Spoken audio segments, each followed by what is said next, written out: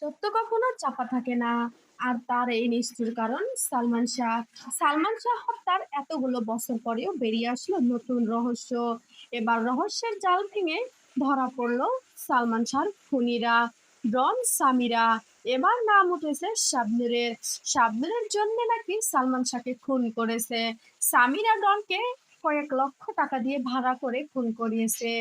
এবার এদের সাথে জড়িয়ে গেল শাবনূর। এবার শাবনূরের কি হবে? কিছুদিন আগে শাবনূরকে জিজ্ঞাসাবাদ করলে তিনি বলেছে আমাকে তিনি ছোট বোনের চোখে দেখতো। এদিকে গোপনে জানা গেছে তার সাথে গভীর সম্পর্ক ছিল সালমান শাহর। আর এটা তার বউ সহ্য করতে পারেনি, তাই সালমান শাহকে খুন করতে তিনি বাধ্য হয়েছে। এবার তিনজনই ফেসে গেল এই খুনের হত্যা মামলায়।